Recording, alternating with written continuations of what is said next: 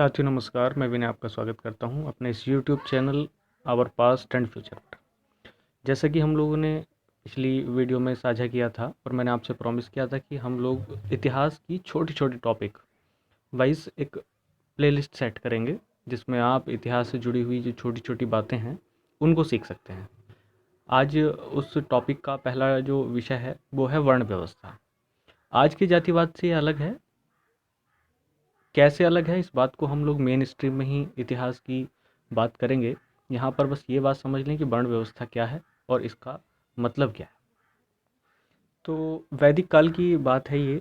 वैदिक काल का जो साहित्य है उसमें सबसे महत्वपूर्ण भाग जो रहा है वेदों का, उसमें भी ऋग्वेद। ऋग्वेद के 10वें मंडल में इसका वर्णन है। ऋग्वेद के 10वें मंडल में वर्णन इसका दिया गया है पुरुष सूक्त में।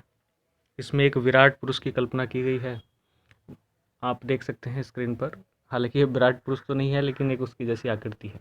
एक श्लोक ऋग्वेद के 10वें मंडल में कहा गया है, ब्राह्मणस्य मुखमासीत बाहुराजन्यकृता उरु तद्वैश्य पादभ्याम शूद्रो अजायत। अर्थात राइट हैंड साइड में देखेंगे ब्राह्मणस्य मुखमासीत, अर्थात इस विराट पुरुष के मुख से ब्राह्मणों की उत्पत्ति हुई। बाहुराजन्यकृता, बाहु से भुजा यानी कि भुजाओं से क्षत्रियों की उत्पत्ति हुई। उरु तद्वैश्य,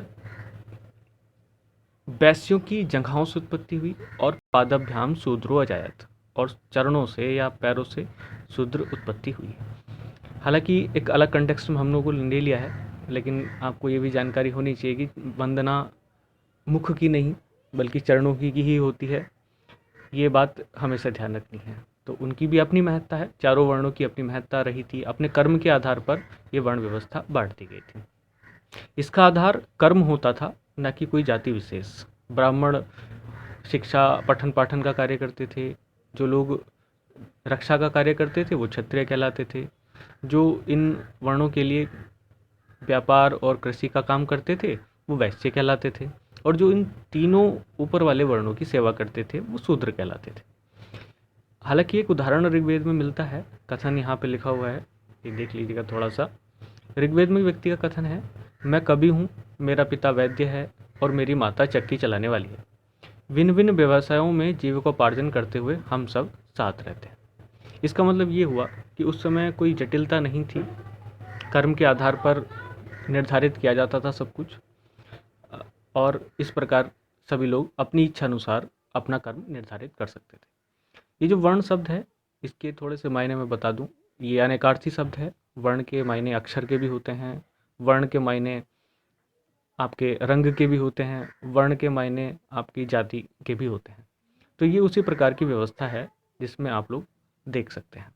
आज की ये टॉपिक था, बस इतना सा ही है।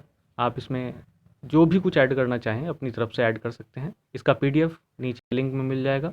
जय हिंद।